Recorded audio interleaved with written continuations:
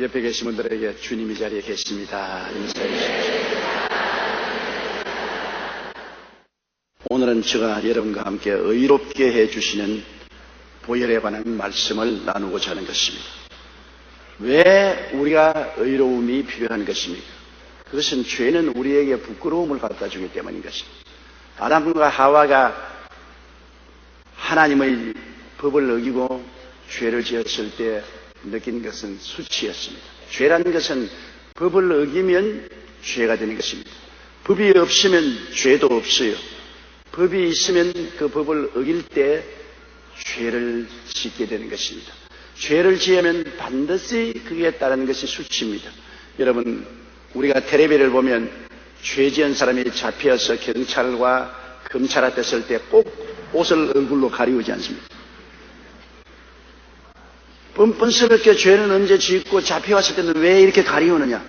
아무리 뻔뻔스러워도 죄를 짓고는 수치심을 느끼기 때문에 텔레비에 얼굴이 안 나오려고 이렇게 가리웁니다. 그것은 죄는 반드시 수치심을 동반하기 때문인 것입니다. 아담이 하나님의 명령을 거역했을 때 다가오는 것은 수치와 부끄러움이었습니다. 창세기 3장 6절에 여자가 그 나무를 본 적 먹음직도 하고 보암직도 하고 지혜롭게 할 만큼 탐스럽기도 한 나무인지라 여자가 그 열매를 따먹고 자기와 함께 있는 남편에게도 주매 그도 먹은지라고 했습니다. 여기에 보면 바라봄의 법칙이 얼마나 무섭다는 것을 알 수 있습니다. 주님께서 말씀하기를 동산에 있는 모든 과일은 다 먹되 동산 중앙에 있는 선악과라는 실과는 먹지 마라. 먹는 말에는 너희가 반드시 죽으리라 했는데 다 과일을 먹을 수 있는데도 불구하고 그건 제껴놓고 꼭 하와가 중앙에 있는 선악과를 바라보는 것입니다. 여자가 그 나무를 본 적이라고 말했습니다. 한두 번 본 것이 아닙니다. 아침에 와서 보고 또 점심때 와서 또 보고 저녁에 와서 또 보고 바라봄의 법칙입니다. 보면 그를 통해서 탐욕이 들어옵니다. 먹음직스럽다, 보암직스럽다, 지혜를 얻기에 탐스럽기도 하다. 그래서 늘 바라보다가 그만 선악과를 따먹고 마는 것입니다. 죄는 환경에 따라서 우리를 유혹합니다. 죄 지을 환경을 떠나야 되는 것입니다. 죄 지을 환경을 곁에 주고 자꾸 바라보고 있으면 끌려 들어가서 죄를 짓게 되는 것입니다. 그리고 또 친구를 잘 만나야 됩니다. 아담은 친구를 잘못 만났어요. 하와가 먼저 선악과를 따먹고 아담을 꾀해야 아담이 먹었던 것입니다. 아담이 그냥 선악과를 먹은 거 아니에요. 자기의 가정 인생에 가까운 삶의 친구인 하와가 자꾸 선악과를 먹으라고 권면을 하고 꾀니까 아담도 먹었던 것입니다. 그러므로 죄 지을 환경에 가서 그를 바라보는 것이 죄를 짓게 되고 또 죄 지은 친구들과 같이 사귀면 친구의 유혹에 의해서 죄를 짓게 되고 죄를 지음으로 벌거벗은 수치를 갖게 되는 것입니다. 죄를 지으면 오늘날은 우리가 몸은 빨가벗지 않지만은 양심이 벌거벗게 되는 것입니다. 얼굴을 들 수 없다 그러지 않습니까? 내가 죄를 지어서 부끄러워 얼굴을 들 수가 없다. 얼굴은 양심을 대변하기 때문에 얼굴을 들지 못하겠다는 것입니다. 아담과 하와는 그 당시 우리가 지은 이런 옷을 입지 아니하고 하나님의 영광의 옷을 입고 있었습니다. 하나님께서 영광의 옷을 입혀서 하나님과 함께 동행했기 때문에 부끄러움을 몰랐습니다. 그러나 죄를 짓자 하나님의 영광이 떠나자 벌거벗은 것을 알게 된 것입니다.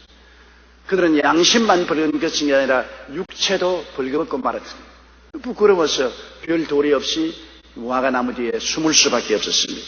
창세기 3장 10절에 이르되 내가 동산에서 하나님의 소리를 듣고 내가 벗었으므로 두려워하여 숨었나이다.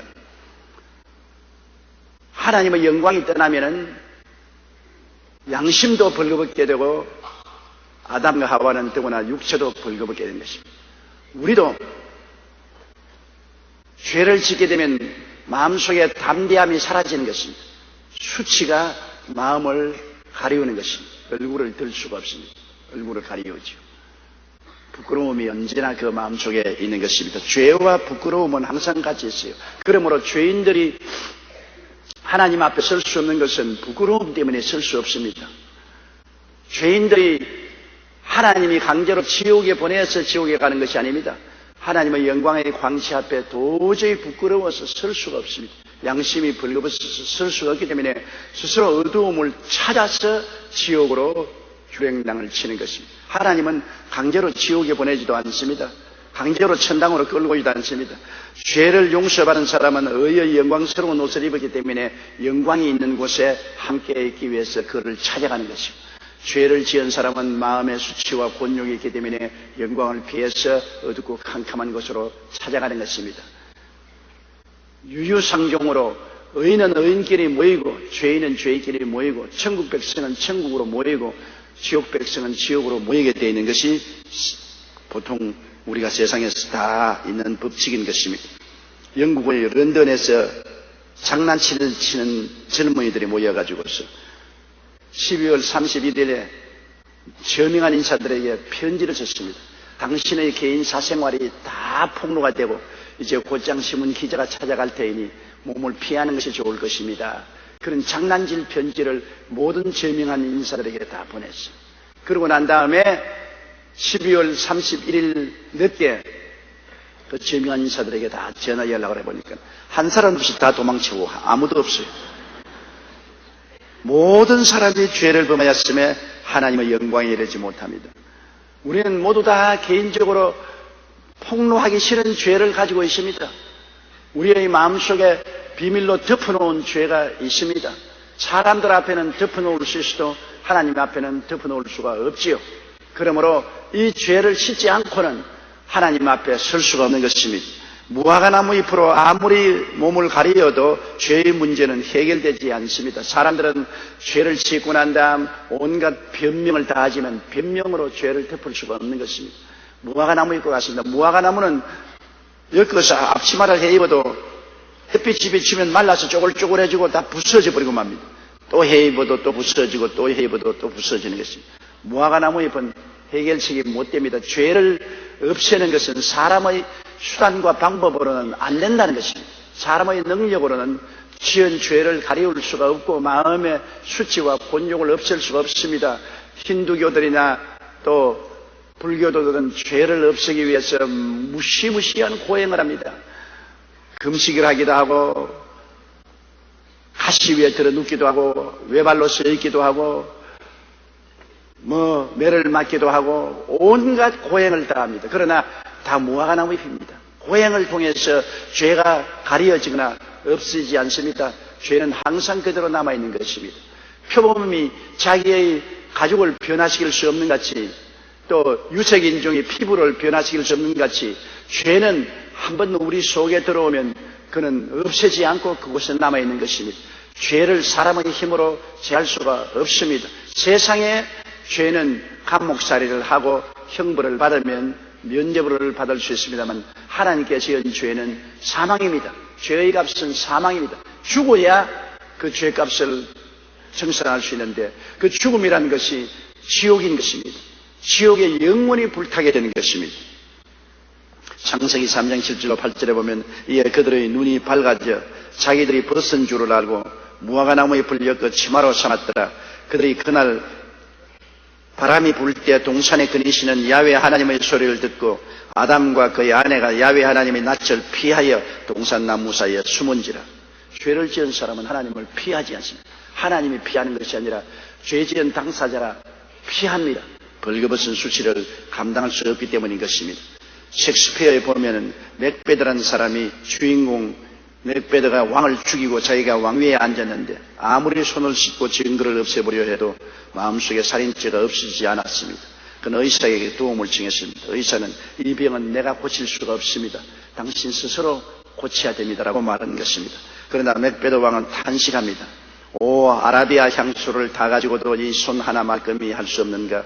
이것을 파내어버릴 망각되는 세상에 없는가? 탄식했습니다. 죄를 씻을 것은 지구상에는 없습니다. 예수님의 보혈 이외에는 우리 죄를 정하게 할 아무 힘도 없습니다. 어떠한 능력으로도 죄값을 정하게 할 수 없습니다. 우리 교회 유색 자녀를 가진 어머니가 울면서 그런 간증을 했습니다. 자기는 흑인 남편하고 결혼을 해서 딸을 낳았는데 흑인 남편은 자기를 버리고 미국으로 떠나버리고 말았습니다. 혼자서 그 딸을 기르는데 딸이 초등학교에 갔다 와서는 항상 놀림을 받아 울고 했습니다. 하루는 장사를 하고 돌아오니까 온 딸의 몸이 다 터져서 피투성이가 됐어요. 왜 그러냐니까 새끼줄을 비누에 칠해가지고서 까만 것을 없애겠다고 자꾸 몸을 혼자서 닦았습니다. 닦으니까 온몸이 피투성이가 되어도 까만색은 없어지지 않았었습니다. 어린아이 생각에는 자기 피부가 까마니까 때가 있어 그런 줄 알고 새끼에 비누를 칠해서 온 몸 가죽을 다 부여봐도 가죽만 벗겨졌지 까만색은 없어지지 않았습니다. 그래서 슬픔을 가지고 탄식하며 어머니가 저기 와서 어떻게 이 딸을 기를 수 있을까요? 그는 눈물을 흘리면서 신앙상담을 온 적이 있었습니다. 죄는 마치 우리 피부 색깔과 같아서 도저히 아무리 닦고 씻어도 지울 수가 없는 것이 죄인 것입니다. 인간의 행위로서는 아무리 해도 안 됩니다. 울어도 안 되고 힘써도 안 되고 애써도 안 됩니다. 이사야 64장 5절로 6절에 우리가 범죄함으로 주께서 진노하셨사오며 이 현상이 이미 오래되었사오니 우리가 어찌 구원을 얻을 수 있으리까? 무릇 우리는 다 부정한 자 같았어. 우리의 의인은 다 더러운 옷 같으며 우리는 다 잎사귀같이 시들므로 우리의 죄악이 바람같이 우리를 몰아가나이다. 우리는 다 부정한 걸레와 같습니다. 배설물 같습니다. 더럽습니다. 이것을 우리 스스로 아무리 청소하려고 해도 청소가 되지 않습니다. 이것은 오직 하나님께 나가서 하나님이 해결해 주시기를 간구하는 도리밖에 없습니다. 아담과 하와는 전력을 기울여 무화과 나무의 잎을 수없이 엮었지만은 소용이 없었습니다. 어떻게 이 부끄러움을 덮을 수가 있겠습니까? 에덴에서 하나님은 아담과 하와의 문제를 해결하기 위해서 비로소 처음으로 짐승을 잡아 죽였습니다. 죄가 있기 전에는 죽음이 없었습니다. 아담과 하와의 죄 때문에 죄 없는 짐승이 대신 죽임을 당하고 에덴 동산에 피를 흘렸습니다. 하나님은 그 가죽을 벗겨서 반영구적인 옷을 만들어서 아담과 하와에게 입혀놓으니까 적어도 가죽 옷을 입고 나니 부끄러운 수치는 면했으므로 옷을 입고 하나님을 떠나 에덴을 등 뒤로 하고 광야로 나갔던 것입니다. 창세기 3장 21절에 야훼 하나님이 아담과 그의 아내를 위하여 가죽옷을 지어 입히니라고 말한 것입니다. 이 가죽옷이 무엇을 상징한 것입니까? 에덴 동산에서 아담과 하와의 죄 때문에 짐승이 죽고 피를 흘리고 가죽을 벗긴 것은 인류의 죄 때문에 장차 예수님이 십자가에 못 박여 죽고 피를 흘리고 그 의의 옷을 벗겨서 인생들에게 입혀줌으로 비로소 인생들이 죄의 수치를 면할 수 있는 것을 상징적으로 보여주는 것입니다. 우리가 죄를 안 지었으면 예수님이 오셔서 죽을 이유가 없어요. 우리 죄 때문에 어찌할 수 없이 죄의 수치를 덮어주기 위해서는 주님이 사람으로 오셔서 우리 죄를 대신 짊어지고 십자가에 죽으셔야 하고 피를 흘려야 하고 그 의의 옷을 벗어서 우리에게 입혀주어야만 되는 것입니다. 구약시대의 모든 속죄 제사는 예수 그리스도의 십자가의 죽음을 상징하는 것입니다. 구약에는 번제, 소제, 화목제, 속죄제, 속건제 이러한 죄들의 때문에 드리는 제물이 있었습니다. 속죄제는 우리의 모든 원죄를 짐승을 통해서 죽여서 피를 흘려서 갚고, 또 속건제는 우리의 행위의 죄를 짐승에 맡겨서 짐승의 죽임을 당하게 하고 그 피로서 씻고, 또 화목제, 감사제도 짐승을 잡아서 피를 흘린 것입니다. 구약에는 모든 일에 짐승을 잡아 피를 흘려야 하나님을 만날 수 있습니다. 피 흘림이 없은 즉 죄삼이 없습니다. 피로서 죄를 가리우기 전에는 하나님 앞에 설 수가 없습니다. 구약에 있는 그 무수한 죄들은 모두 다 짐승의 피로 일시적으로 덮은 것입니다. 영원히 용서를 받지 못합니다. 사람의 죄를 짐승의 피로서는 영원히 사하지 못합니다. 예수님이 오셔서 영원히 우리의 죄를 그 피로 사하기 전까지는 일시적으로 상징적으로 죄를 덮어준 것입니다. 레위기 1장 4절 5절에 보면 그는 번제물의 머리에 안수하지니 그를 위하여 기쁘게 받으심이 되어 그를 위하여 속죄가 될 것이요 그는 야훼 앞에서 그 수송아지를 잡을 것이요 아론의 자손 제사장들은 그 피를 가져다가 회막문 앞에 제단 사방에 뿌릴 것이라. 제사 드린 사람이 짐승에 손을 얹어서 자기의 죄를 다 전가시키고 제사장은 그 짐승을 잡아서 피를 뿌리고 불태웠는 것입니다. 이와 같이 짐승이 자기가 짓지 않은 죄를 사람을 대신해서 죽어 피를 흘리고 불탔던 것입니다. 예수님은 자기가 짓지 않은 죄를 모든 사람들이 예수님께 죄를 전가시게 해서 인류의 모든 죄, 아담과 하와로부터 시작해서 장차 마지막 때에 태어날 사람까지 죄를 다 대신 짊어지시고 십자가에 못 박여 그 죄를 청산한 것입니다. 주님이 걸머진 죄의 무게가 얼마나 큽니까? 예수님이 몸서리쳤습니다. 한두 사람의 죄도 아닌 수없이 많은 인류들의 죄를 다 짊어지고 모두 다 그 죄의 책임 때문에 온갖 참소와 심판을 당하고 십자가에 못 박여 몸짓고 피를 흘려 몸부림치면서 그 죄악을 청산하는 것입니다. 하나님의 아들이 인생을 위해서 죄짐을 짊어지고 십자가에 고난당하셨다는 것은 생각할 때 우리는 도저히 인간으로서 그 사랑의 높이와 깊이와 넓이를 상상할 수가 없습니다. 웬 말인가 날 위하여 주도록 하신 이 벌레 같은 나를 위하여 주 피 흘리신 것입니다.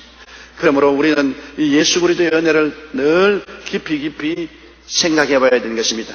예수님의 보혈을 의지하면 우리에게 영원한 의를 주신 것입니다. 구약시대에 죄 지은 사람은 짐승의 피로서 일시적으로 죄를 용서받고 또 다음에 죄 지으면 또 짐승을 들여서 또 피를 흘려야 되는 것이지만 예수 그리스도는 영원한 하나님이 한 제사를 드려서 영원히 용서해버리고 마는 것입니다.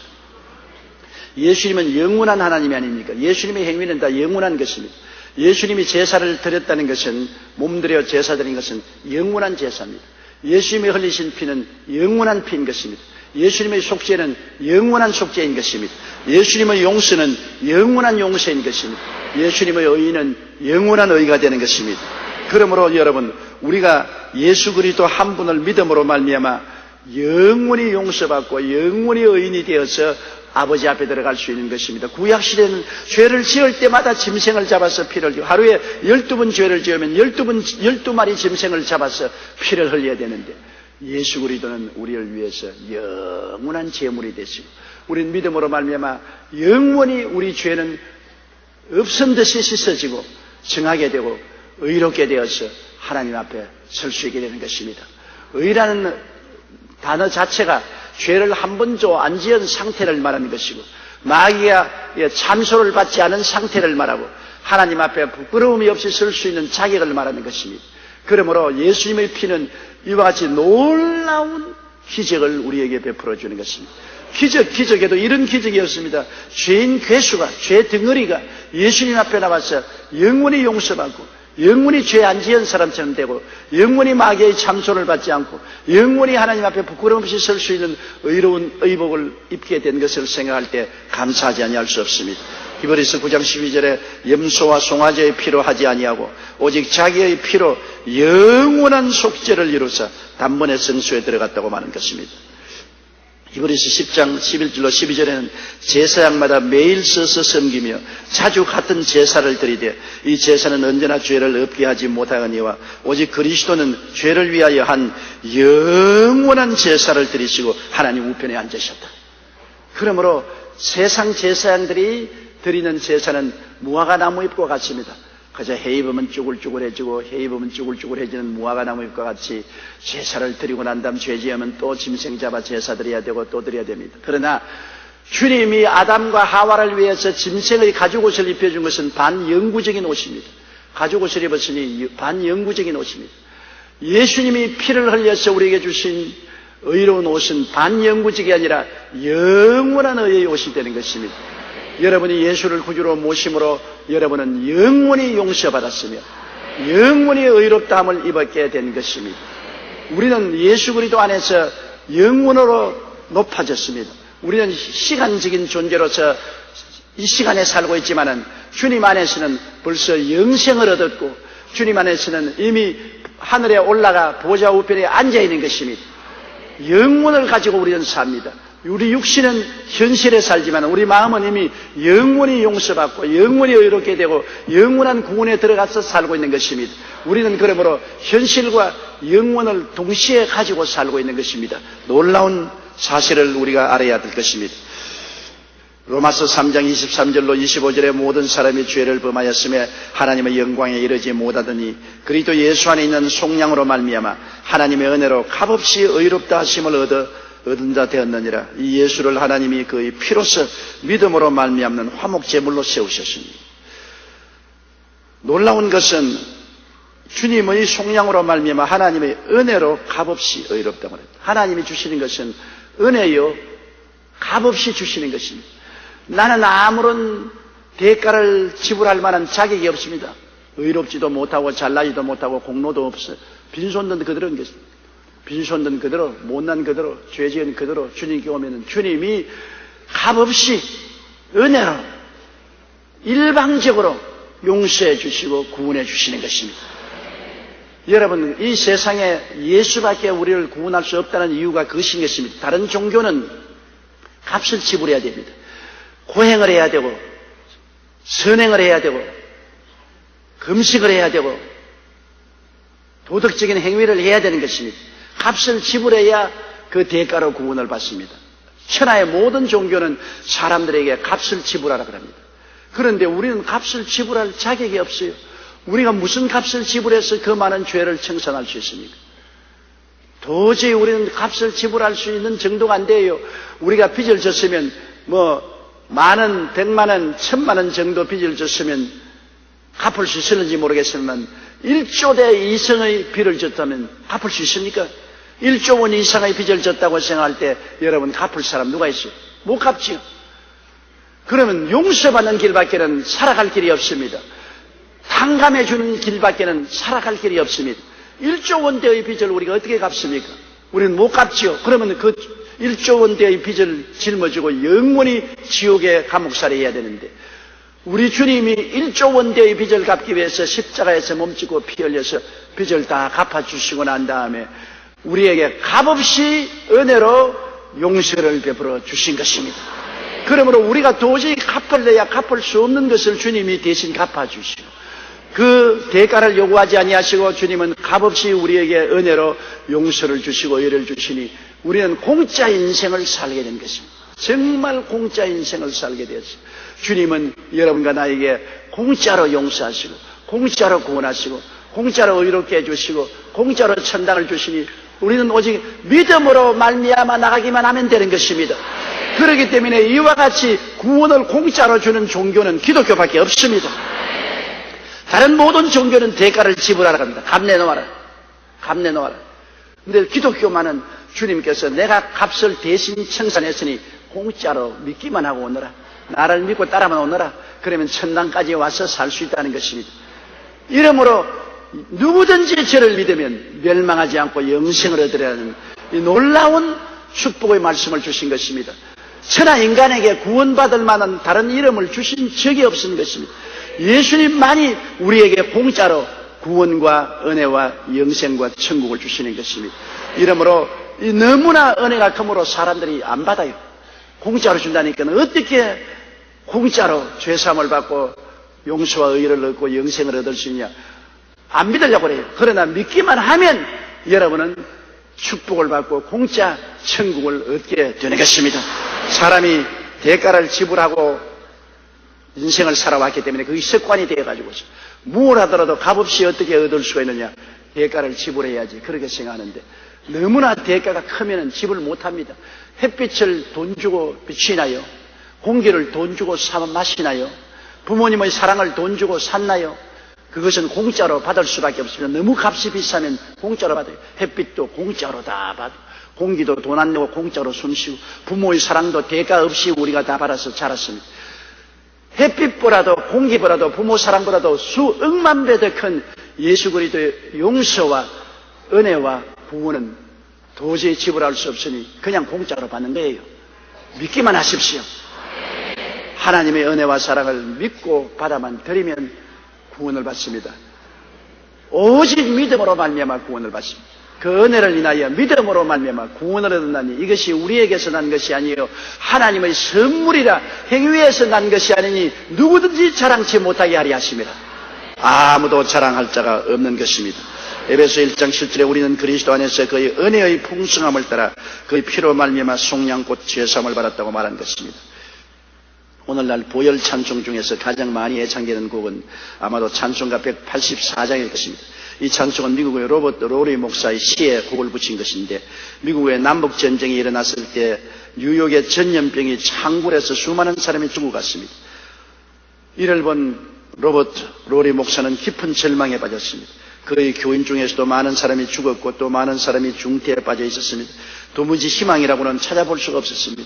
그런데 하루는 그가 교인의 집을 방문하고 집에 돌아와 잠시 눈을 붙이는데 꿈속에 하늘문이 열리더니 예수님께서 손을 내미는데 그리스도의 손에서 핏방울이 뚝뚝뚝뚝 떨어졌었습니다. 그리고 하나님의 성령께서 말하기를 세상의 모든 참혹한 전쟁, 질병, 고통은 예수 그리스도의 보혈을 의지하면 해결될 수가 있다. 그 성령의 음성을 들었었습니다. 로리 목사는 인간의 모든 죄악과 불행, 분열의 문제가 예수의 피 묻은 손으로 해결받을 수 있다는 사실을 깨달았습니다. 그는 그 자리에서 벌떡 일어나 정신없이 시를 쓰기 시작했는데 그 시가 바로 찬송가 184장 나의 죄를 씻기는 인 것입니다. 예수님의 보혈만이 인간의 죄로 말미암은 모든 문제를 해결할 수 있는 것입니다. 예수님이 십자가에 못 박여 몸짓고 피 흘려서 죽으실 때 내가 다 이루어졌습니다. 그때 예루살렘 성전에 있는 휘장이 위에서부터 아래로 쫙 찢어진 것입니다. 그 휘장은 지성소, 하나님이 계시는 천국을 지성소로 상징하고 성소에 제사장들이 들어가서 섬기고 백성들은 성전 밖에 있었습니다. 도저히 안을 못 들어봤습니다. 하나님 앞에 나올 수 없습니다. 나가면 다 죽었습니다. 휘장이 착 가로막고 있었습니다. 그런데 예수님이 내가 다 이루어올 때 하나님 지성소와 성소를 막아놓은 휘장이 쫙 위에서 아래까지 찢어져서 확 길이 열려버리고 말한 것입니다. 마가복음 15장 37절 38절에 예수께서 큰 소리를 지르고 숨지시니라. 이에 성소 휘장이 위로부터 아래까지 찢어져 둘이 되니라. 여러분, 그 당시에 만든 휘장은 이 손으로 떠서 만든 휘장으로서 황소 2마리를 휘장에다가 묶어가지고 당겨도 안 찢어질 만큼 두꺼운 휘장입니다. 이것이 위에서 아래로 쫙 찢어서 싹 펼치고 안으로 하나님의 법궤가 환히 들어보십니다. 법궤는 하나님이 임재하고 계신데 바깥에서 감히 보면 다 죽던 일인데 이제는 법궤가 환히 들여다보였어요. 이것은 무엇을 말하는 것입니까? 예수님이 십자가 피를 흘림으로 말미암아 하나님과 우리 사이에 막힌 담이 휘장이 제껴져 버리고 이제 하늘 가는 길이 환하게 열려버리고 마는 것입니다. 예수님의 보혈의 카페트를 통해서 지상에서 천국으로 들어갈 수 있는 문이 환하게 열려버리고 마는 것입니다.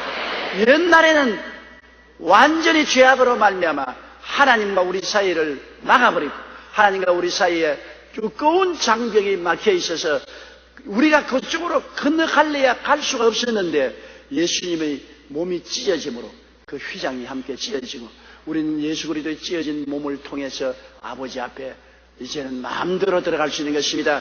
예수 그리스도의 이름과 그 보혈을 의지하면 어느 곳에나 아버지 보좌 앞으로 나갈 수가 있습니다. 지금도 우리는 아버지 보좌 앞에 와 있는 것입니다. 왜냐하면 우리가 예수 이름과 그 보혈을 의지하기 때문에 보혈이 우리로 하여금 하나님 앞에 나가는 길을 열어놓으시고 보혈이 우리에게 영원한 의를 주었으므로 우리가 하나님 안에 하나님이 우리 안에 들어와 계신 것입니다.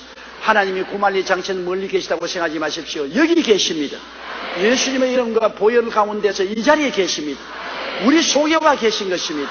왜냐하면 우리가 예수의 보혈을 믿었기 때문에 우리 가슴 속에 하나님과 막힌 휘장은 찢어지고 말한 것입니다. 하나님은 우리와 같이 계신 것입니다. 오늘날처럼 우리가 하나님과 함께 살던 시대는 전에는 없었습니다. 오늘날은 예수 그리스도의 이름을 통해서 그 피를 통해서 언제나 어느 곳에나 우리는 하나님과 함께 살고 함께 거하고 더불어 먹고 마시면서 거할 수 있게 된 것입니다. 히브리서 10장 19절 22절에 그러므로 형제들아 우리가 예수의 피를 힘입어 성소에 들어갈 담력을 얻었나니 그 길은 우리를 위하여 휘장 가운데로 열어놓으신 새로운 살 길이요 휘장은 곧 그의 육체니라. 또 하나님 집 다스리는 큰 제사장이 계시며 우리가 마음에 뿌림을 받아 악한 양심으로부터 벗어나고 물은 맑은 물로 씻음을 받았으니 참 마음과 온전한 믿음으로 하나님께 나아가자. 이제는 하나님과 우리 사이에 막힌 담은 없습니다. 죄도 없고 율법도 없습니다. 우리의 대가를 지불하는 요구도 없습니다. 사탄도 하나님과 우리 사이를 막을 수 없습니다. 왜냐하면 보혈이 이겼기 때문인 것입니다. 예수의 보혈이 이겼기 때문인 것입니다. 예수의 보혈 앞에 마귀의 진도 무너지고, 예수의 보혈 앞에 율법의 장막도 무너지고, 예수의 보혈 앞에 인간 행위와 공로도 무너지고, 예수의 보혈은 아버지와 우리 사이를 확 튀어놓고 마는 것입니다. 하나님과 우리 사이에 막힌 길은 없습니다. 이제는 예수 이름과 보혈을 의지하고 여러분 매일같이 하나님께 나아가고 하나님을 찬미하고 감사하고 예배드리고 하나님께 간구와 기도를 드리십시오. 예수 이름과 보혈을 의지하고 나오는 사람을 하나님은 막지 않은 것입니다. 예수 그리스도의 보혈은 여러분을 영원히 용서받은 의인으로 만들어 주어버리고 말한 것입니다. 따라 말씀하십시오. 나는 예수님의 보혈로 영원히 용서받은 의인이 되었습니다. 이것은 나의 의로운 행위로 나 대가를 지불해서 된 것이 아니라 공짜로 값없이 은혜로 오직 믿음으로 이렇게 된 것입니다. 예수를 구주로 믿으시면 아멘 하십시오. 그러면 여러분은 공짜로 은혜로 선물로 영원한 용서와 영원한 의로움을 얻었고 예수 그리스도의 보혈로 말미암아 하늘 가는 밝은 길이 환하게 내 앞에 열려놓게 된 것입니다. 이제 무엇인 예수 이름으로 보혈을 의지하고 기도하면 하나님이 들어주시는 것입니다. 하나님이 들으신 즉 응답받은 줄 확신할 수가 있는 것입니다. 우리는 하나님 없는 고아와 같이 되지 않았습니다. 예수님의 보혈 때문에 하나님과 함께 아버지와 더불어 씩씩하게 이 땅을 영원히 잘 되고 범사에 잘 되며 강건하고 생명을 얻되 넘치게 얻을 것을 믿고 기대하며 살아갈 수가 있는 것입니다. 예수 그리스도 보혈 할렐루야, 예수 그리스도의 보혈 만세, 예수 그리스도의 보혈 승리, 주의 보혈을 의지하고 나가면 우리는 어디 어느 가나 승리할 수 있는 것입니다. 기도하겠습니다. 전능하신 하나님 하나님, 예수님의 보혈을 우리에게 허락해 주신 것 감사합니다. 우리 주 예수께서 우리 죄를 대신 짊어지시고 십자가에 못 박여 몸짓고 피 흘려 그 공로로 우리 죄를 영원히 용서하시고 우리를 영원히 의롭다고 하시고 하늘 나가는 밝은 길을 환하게 열어주신 것을 감사합니다. 오늘 우리는 값없이 은혜로 선물로 공짜로 주는 예수 그리스도의 보혈의 은혜를 의지하고 보혈을 감사하고 찬미하고 의지하고 예수 이름으로 기도하게 도와주시옵시고 하나님이 성령을 부어주시고 은혜를 부어주시고 해답을 주시고 축복을 허락하여 주옵소서. 예수님 이름으로 기도드리옵나이다. 아멘.